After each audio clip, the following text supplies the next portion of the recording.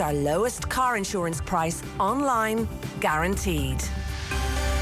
Windy early tonight and largely dry with the odd shower in northern counties. Lowest temperatures of 3 to 5 degrees. And now you're up to date on News Talk. Off the ball.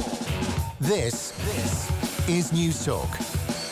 Hello there, you're very welcome along. So Ronan O'Gara is going to join us around 7:30 or so to talk about Munster's out-half crisis. We have Tara Sullivan from the Boston Globe on what actually does seem to be the end of the Tom Brady Patriots era.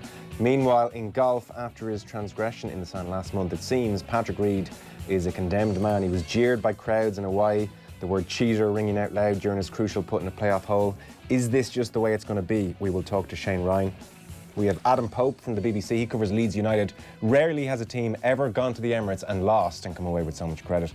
Plus, Serie A title race offering plenty of intrigue. We will have the brilliant James Richardson with us on the football show. 53106, the text number. We are at Off the Ball on Twitter. We have Nathan Murphy on board. Hello. How are you? We have Richie McCormack. Hello. Hey, Joe.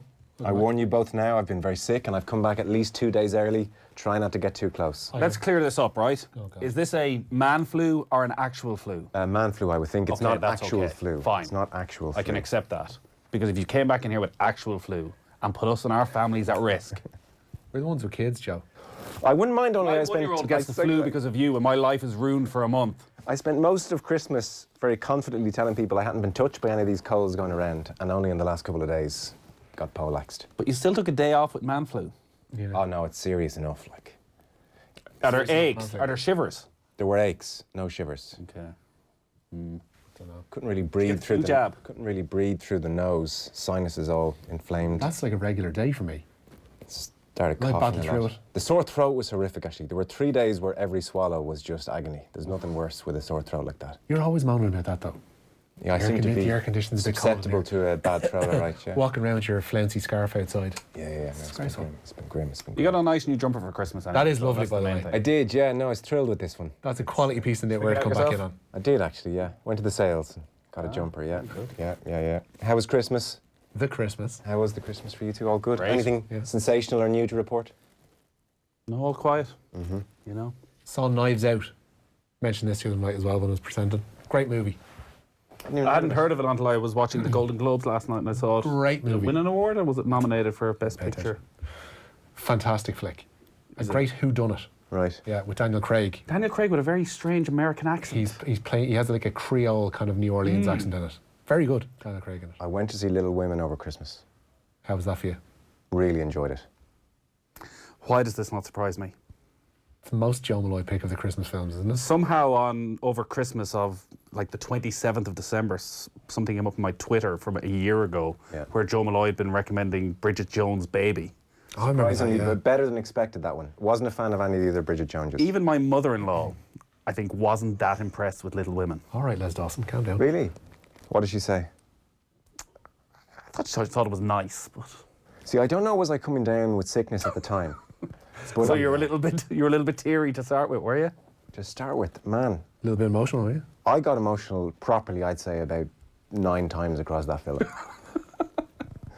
That's no joke. I went to see it with the other half and her family, so I didn't want to let on that I was weeping. Oh no. I had to hold it together, stay still, but I mean, tears on cheeks. And I was coming down with sickness. It was a dreadful experience on the whole. Or is this some sort of acting job you've been doing for the last week to cover up the tears where I think I'm coming down with something and you've really been playing it out for 6-7 days? Yeah, no, I thought it was good, even in spite of the sickness. I mean, like, I need to watch it again, not sick, to verify that. But they went with a more dynamic storytelling approach to it in that they jump back and forth from past to present and all that stuff, because the Winona Ryder one is just a straight telling of it. Yeah. So this one jumped around a bit more going on in it, I thought. Dynamic. Saoirse Ronan, very good. Is she in it as well, is she? She's Joe. I've missed all of this. Have you? Yeah. She's nominated for The the old Golden Globe. Oscar nod. Just you, Nathan. That would be you, wouldn't it? Just you. No, she was very But good. apparently she may not get the Oscar nod. Not even a nomination. Is that right? Yes. Doesn't take much for you, does it? It's like Stewie Byrne set you off for about 3 minutes in the Ireland-Bulgaria game. Well, that, in fairness, that was a great moment. Completely You different. mistakenly say knob there and you're gone now. I think so I watched Star Wars for the first time with my 7-year-old. Which one, the new one? No, the first ever Star Wars, because I've never seen any of them. So Star Wars 4. Yes. New Hope. 77. Yeah. 1977, that one. Yeah, not great, it turns out, 40 years on. Really? Like, I think if you don't have the nostalgic feeling for it, Yeah. if you weren't part of it first time round, Yeah, maybe. and you're watching it going, I've got that. like, where's the...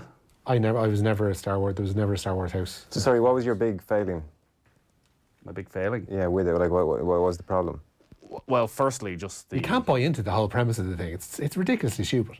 Was it not ridiculously stupid 20 years ago? But you kind of, you're I guess the innocent. special effects Yeah. as well. That's not like it's now 40 years ago. Yeah. Were out of 43 years this ago. world. Yeah. Yes. Whereas you're looking at them now going, it's hard to get past that Okay. to actually focus on the storyline, which isn't. The Empire Strikes Back is better. See, I guess you're not going to have the moment. I mean, I remember as a kid when I watched it, it must have been in the 90s, and I didn't know that he was the father. Jesus, so I Joe. still remember Spoiler that. alert. I still remember that moment. I mean, and whatever age I was at the time, wouldn't it even in a million years occurred to me that he could have Gasped. been his father, yeah. So I guess if you're missing out on that kind of stuff, You know a little bit too much going probably into know it. a lot, yeah. Yeah. I watched Marriage Story. Oh, jeez. That looks miserable. It is, but, in a sort of, when you're a middle-aged man, you like the bit of misery. It's good to know that other people's, lives are more miserable than yours. You're counting yourself as middle-aged now? Well, almost. All right, then. What's middle-aged these days? 40s, Okay, I'm grand, so Yeah. for another few years. Mid-40s. yeah. Yeah. I know, it's very good, Marriage Story. That's brilliant. Yeah. Have you seen it? No. Have you Netflix? Yeah. Oh, no, it's really It looks good. too miserable, though. I don't think No, I would no, give no, 2 it's hours not. of my life over to... No, there's a touch of humour. Like, it's almost a comedic tragedy. Come here. Speaking of comedic tragedy, so Patrick Reed's life, we'll get on to... So we've got Ronan O'Gara, 7:30, the Munster at half crisis. It seems that Rory Scannell is going to play 10, is the word. So we'll talk to Ronan O'Gara at 7:30 about that. And then we're talking Tom Brady and the Patriots after 8. And then 8:40, Shane Ryan will join us. He has been all over Patrick Reed's story for a long time, right since his college days. He wrote a book about various characters on tour, including Patrick Reed. So the sort of short version here is, if you missed all of this before Christmas, is Patrick Reed cheated effectively at the Hero World Challenge, where he, although he says it wasn't deliberate, it certainly looked ominous, I think we can agree, Nathan, where he moved sand in a bunker with his club to improve the lie. Anyway, the camera angles conclusively showed he did it, and did it twice. He never apologised. He said, the camera angle makes it look worse than it was. Nobody was really buying that. He moved sand Yeah. with his club. Yeah. And Here. this is the thing. This is day one, first day on the golf course. One of the first things you learn is you can't ground your club in the bunker. Yeah. And you certainly can't move sand and improve your lie. So anyway, he does all this. This is a big... Certainly not. This is a big deal because he effectively doesn't apologise for it, and it blows up in the world of golf. The President's Cup, he gets stick, but that's the President's Cup and it's a team event. So what was really interesting from Patrick Reed's point of view was in Hawaii, kind of the calendar opener, the Tournament of Champions. Hawaii crowd, a fairly laid-back bunch. This isn't a New York or Boston crowd giving you abuse. So he's on the green. It's the second or third playoff hole. So it's a fairly serious stage of the competition. It's not like Thursday, first tee, fans are giving him some stick. So he's got an 8 or 9 foot putt here to stay in the playoff with Justin Thomas. Thomas ultimately prevails. But this now, it seems, is what Patrick Reed, and this is golf we're talking about. This doesn't really happen ever. I can't think of another golfer who gets this kind of treatment. This is what Patrick Reed is going to have to contend with, it seems, and we'll talk to Shane Ryan about this as he continues his season.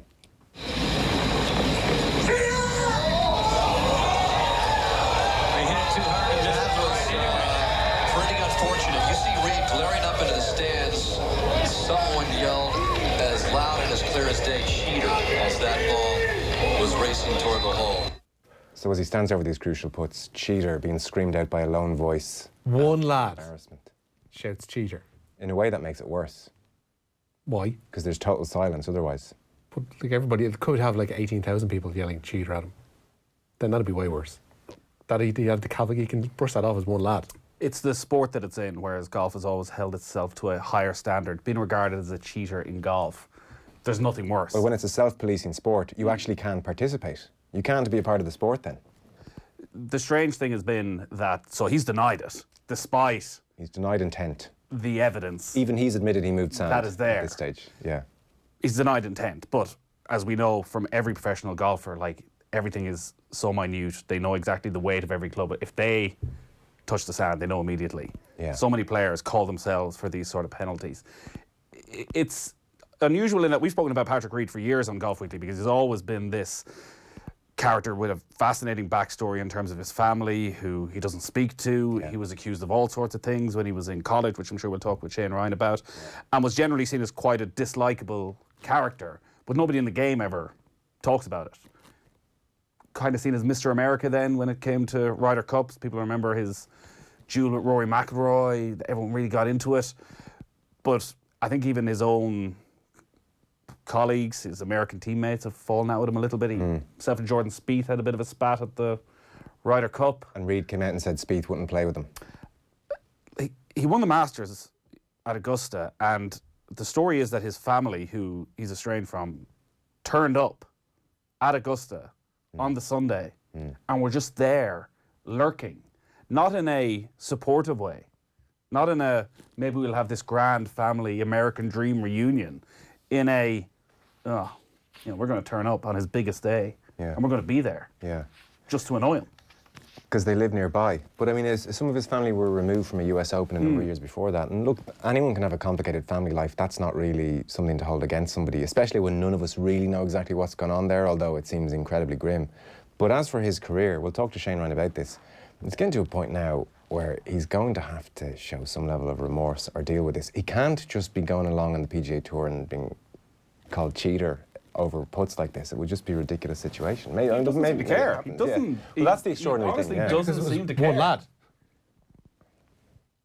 It's one lad, Nathan. It's one lad that everybody's talking about for a week afterwards.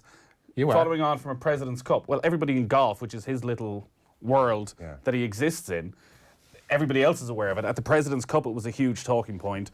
Maybe because it was a team event, players felt like they couldn't speak out against them. Maybe the President's Cup came at the perfect time, actually, that rather than people being critical, and there were certain golfers critical. In fact, European Tour players, people on this side, were very much, look, it's clearly cheating. Call it out as cheating.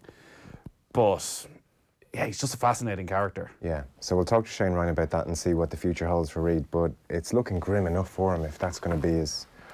But what if he doesn't actually care? Fair play to him. He walked up the 18th at Augusta to sort of a muted grumbling of the crowd going, yeah, whatever. I guess then what happens is golf for the first time, unless somebody can text in, I mean, I'm sure people have longer memories than us, but I can't think of a bad guy like who actually just said, I'm the bad guy, I'm so bad it's legitimate for the crowd to heckle me, and I'm just going to do nothing to try and improve that situation. I'm going to spend the next 20 years, 20 years out here just being the guy people scream cheater at. Well, think back to the President's Cup. He was getting abuse from the crowd, and as he celebrates holding one of his putts, he pretends he's raking a bunker. Yeah. I don't think he cares. Yeah. That's textbook heel. Love it. So, Manchester Derby this evening, Carabao Cup semi-final. Richie, we got team news? We do. United welcoming City to Old Trafford tonight for the first leg of that League Cup semi-final. For Manchester United, no Harry Maguire tonight, no Luke Shaw, no Anthony Martial. David De Gea starts in goal. Aaron Wan-Bissaka, Victor Lindelof, Phil Jones and Brandon Williams are their back four. In midfield sit Fred and Andreas Pereira. In front of them are Daniel James, Jesse Lingard and Marcus Rashford and Mason Greenwood up top. For City, Claudio Bravo is in goal for them. A back four then of Kyle Walker, Nicolas Otamendi, Fernandinho and Benjamin Mendy.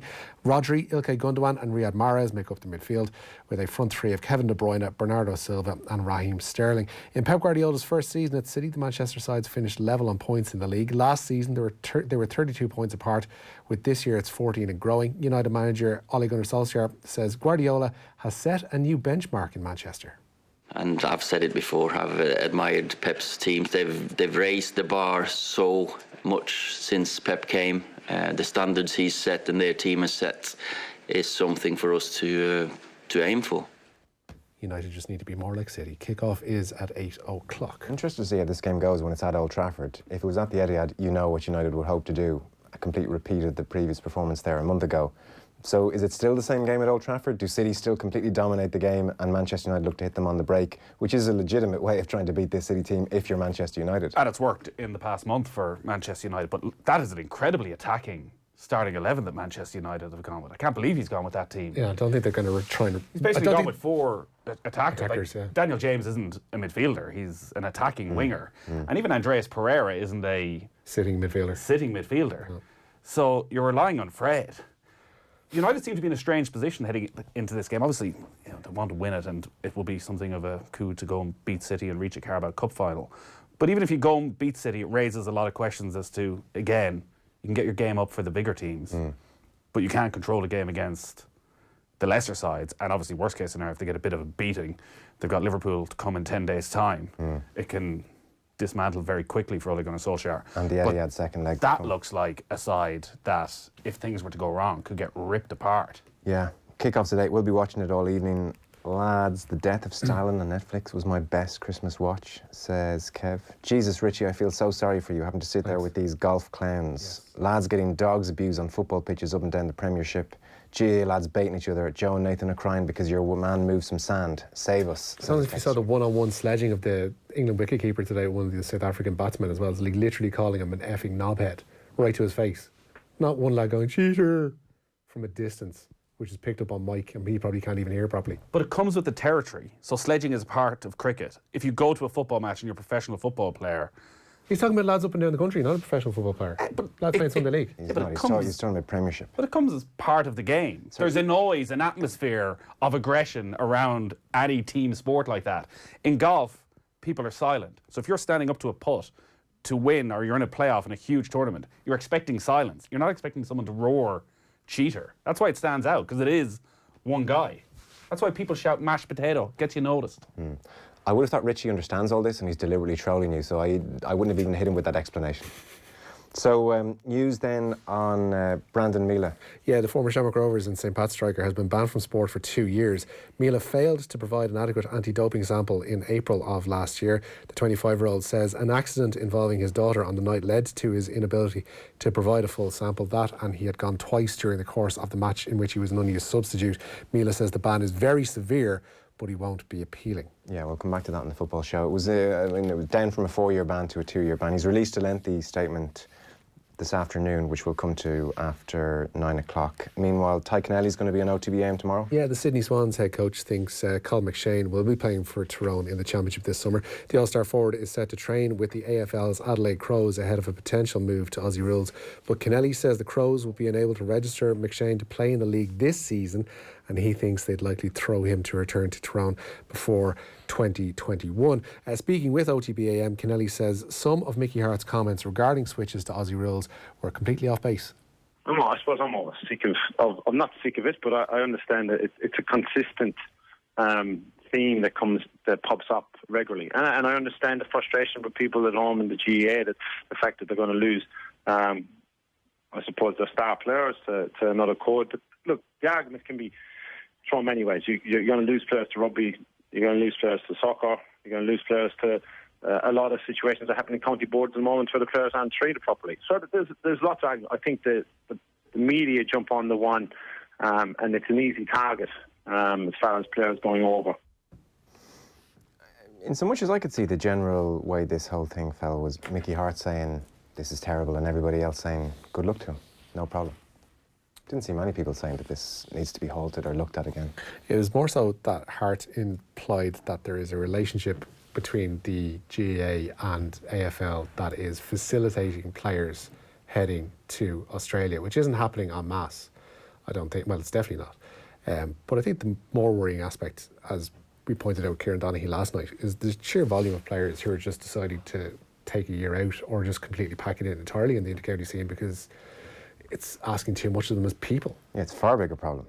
Far bigger problem, but on this one, we're talking generally with the players who go to Australia are good, strong, physical, elite athletes who you would imagine the desire to play a professional sport is always going to be massive. Yeah. And I'd never understand how even Mickey Hart doesn't take a pride in Colin McShane being picked to go to Australia. He's going over there representing his people. He's going over representing Tyrone, making the best of his life, earning a good living. Will probably come back at some stage to his hometown. What could be wrong with that? Hart used the phrase that he wanted to enlighten them about what might be on offer if he stayed here, which I thought was a touch patronising as well. I'm sure Colin McShane's perfectly aware of what his options in life are, and he was saying enlighten him, as if it's not even a debate that obviously staying home is better and he needs to be enlightened about that. If you're 24, 25 years of age, if you have the option to put in the same amount of effort into a sport in a better climate, in potentially better living conditions, you're surely going to take it. So how are the GAA facilitating this then, by the relationship? What does that mean? Mickey Hart is left out vague enough.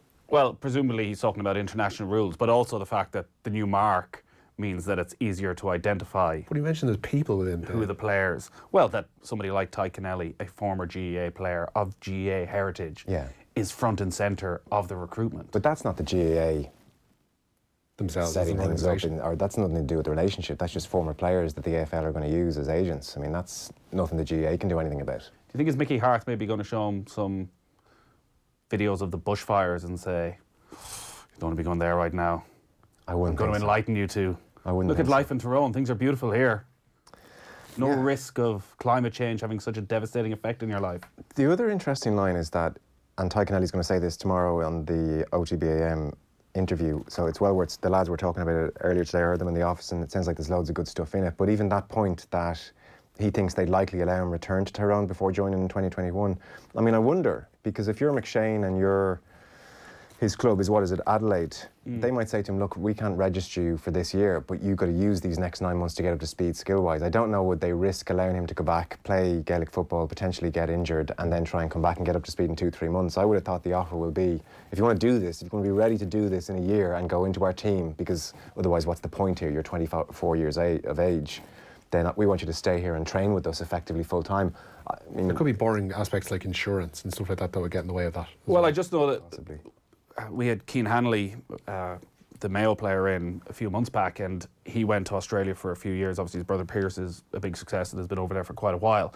And he got signed to go over and got a really bad injury the week later and thought, well, that's that. And actually, they said, no, come on over. So he spent the first year injured, rehabbing, but to just say, learning the basic skills, learning how to be a professional, getting into that daily routine, being around the squad. Now, as it turned out, he got another bad injury straight afterwards, so ended up not really making an impression. But they wanted him over still straight away, just to be part of the setup. It's a professional setup. It's not come over whenever you're ready. Like, they're making a business decision that they fancy him. Yeah. Well, we'll see how it plays out. I mean, I don't know, is it going to dramatically increase the numbers going over at any stage? We've been hearing for about 30, 40 years now that we were going to reach a critical point, and it's never happened. It's going to drip at the same level that it does, but I think the amount of people stepping away from the game should be more of a concern to those in charge of it. Yeah. Okay, where are we going next? Next, where shall we head to? Back here at home, PFAI General Secretary Stephen McGuinness has told OTBAM he expects the government to bail out the FAI. The PFAI, along with League of Ireland representatives, met with Sports Minister Shane Ross on Friday. Brendan Griffin appeared by a video link. It's understood there is no deal right now between the FAI and the government about easing the association's financial crisis. McGuinness told OTBAM that Minister Ross all but confirmed a bailout was imminent in Friday's meeting. And I think what the Minister has seen since his comments in the Oireachtas is how much actually the League of Ireland people cared about it. Like, I think people underestimate the support base that it's got. The interest in the country for the league, I think, was underestimated. And I think the reaction to maybe the comments of the league, if the FAI went up, the league would go, I think maybe caught him by surprise, and caught Minister Griffin maybe by surprise as well. And to give them credit, they've obviously given the opportunity for the clubs to come in and meet them. Some people are speculating as well about, like, on a bailout, where would the league be then? And I suppose from ourselves and the clubs, it's looking at, like, the FAI are still going to run the league for next year for sure. Like, but I think the long-term future of our league is that it does have to be independent of the FAI, and that's something obviously ourselves and the clubs we would very much want that. There you go, Steve McGuinness speaking on OTBAM, our sports breakfast show that's on every weekday morning from 7:30am, as Joe mentioned there. You can hear Ty Kennelly tomorrow morning, and you'll find all of that on offtheball.com, YouTube, Twitter and Facebook, so you can start your day with Off the Ball and see our social channels for full broadcast details. Joey Carby, meanwhile, has been speaking. Yeah, he says he'll be back better than ever. The Munster at half is in danger of missing the entirety of Ireland's Six Nations campaign as he requires surgery on a wrist ligament injury. Rory Scannell could end up being deployed in the number 10 shirt for Munster's must-win Heineken Champions Cup game away to Racing on Sunday. Tyler Blaindahl's already out of that game in Paris, while JJ Hanrahan's battling to be fit due to a hamstring injury. That leaves academy player Ben Healy as their only fit specialised out half. Meanwhile, Simon Zebo has been ruled out of that game for Racing. The former Ireland fullback sustained an ankle injury in their Top Couture's win over Clermont at the weekend. Ben Healy's still only 20, has never played in Europe, or you've got Rory Scannell at 10 and you're going to artificial pitch, La Défense, Racing in good form, pretty much a must-win game as well. And they have won 2 of their last 7.